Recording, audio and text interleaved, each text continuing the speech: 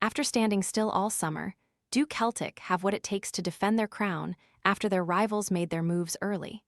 With the World Cup now sliding into the rearview mirror, the focus will turn back to domestic matters and another season of thrills and spills in Scottish football. The new Premiership season is now only a week away, with the action getting underway when Rangers face Dundee United at Tannadice on Friday night. The following day will see Falkirk take on St Mirren, with Aberdeen hosting Hearts at Pittodrie in a tea-time kickoff. Another 2 matches will follow on Sunday, with St Johnstone and Kilmarnock clashing in Perth before Hibs host Motherwell at Easter Road. Still spending forever chopping vegetables? The Full-Star Pro Vegetable Chopper dices onions, potatoes, and more into its container in seconds, helping make meal prep faster and tidier. Want to check today's Amazon deal?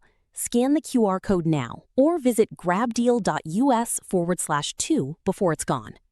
4 consecutive days of live football will then be rounded off when Celtic begin the defense of their title with a home clash against Dundee on the Monday night. If we witness even half as much drama as we did last season, it'll have been another terrific campaign. Derek McInnes pushed Celtic all the way with Hearts last term, but is now Rangers manager. Lawrence Shankland and Cammy Devlin followed McInnes in switching Tynecastle for Ibrox. What are the chances of seeing another 3-way fight in the title race? Can Hearts go one better this time around?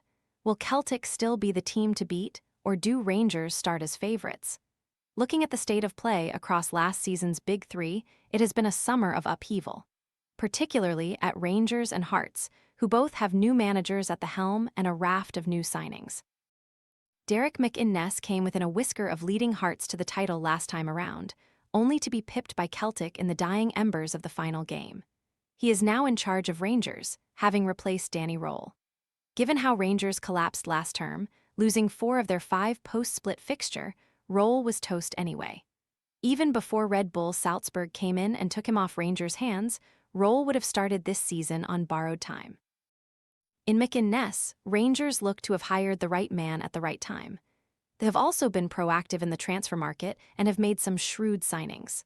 Lawrence Shankland, Cammy Devlin, Ross McCrory, Ben Godfrey, Ivor Pandier, Dan Neil, and Vanya Dragojevic have all been brought in thus far.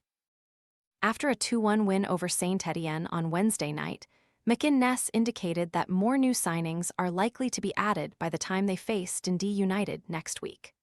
Rangers are in the market for a couple of new wingers, with the likes of Oliver Antman and JD Gassama likely to be moved on if the right offer was to be made. Further trimming of the squad will see Danilo and John Souter depart, with the future of prized asset Nico Raskin still unclear after his World Cup exertions with Belgium. In any case, it looks clear that Rangers will have a far stronger squad than that which finished last season. Celtic have suffered a blow in losing Daizen Mida, who was integral in their title push last season.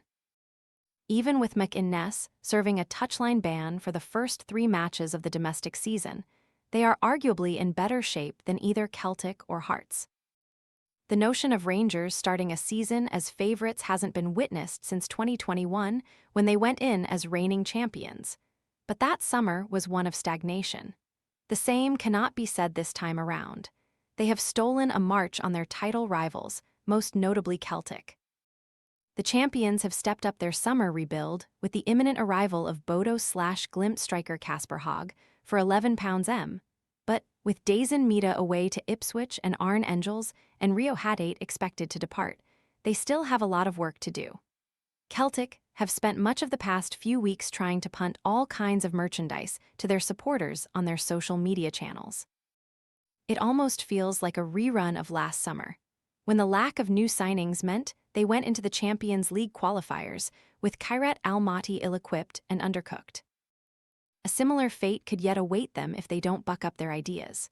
With Danish international Haag on his way, they have also acquired Colombian striker Camilo Duran, who was signed for a fee of £6 M from Karabag, while Alex Oxlade-Chamberlain also signed up for another year. Their lack of urgency in the market has been alarming, if not altogether surprising.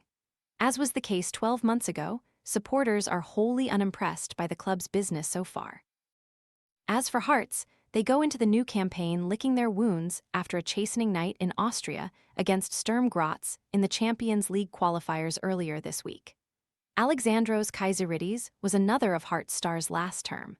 After being hammered 4-0, there is very little prospect of Wouter Vranken's new-look side being able to turn it around in the second leg at Tynecastle.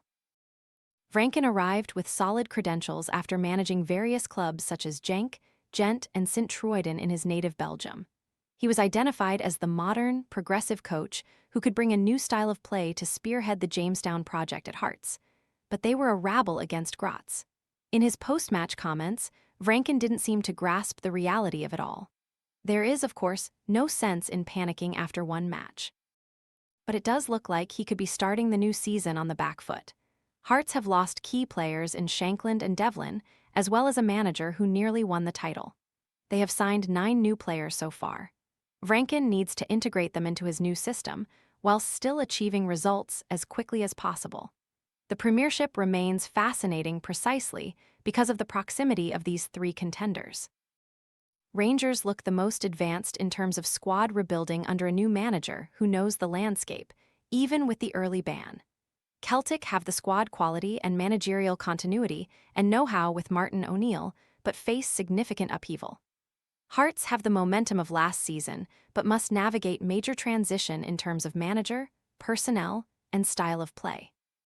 Aberdeen, Hibernian, and others will scrap for best-of-the-rest status, but the real story is whether the duopoly can be properly challenged in the way it was last season.